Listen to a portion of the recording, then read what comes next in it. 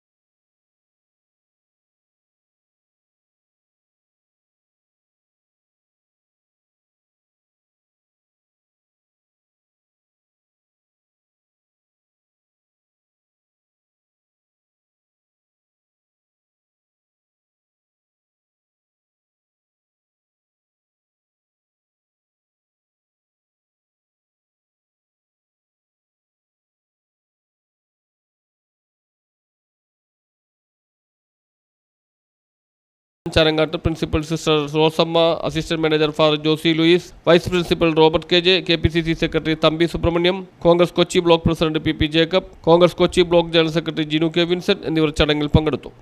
Good morning to all, respected principal, teachers and my dear friends.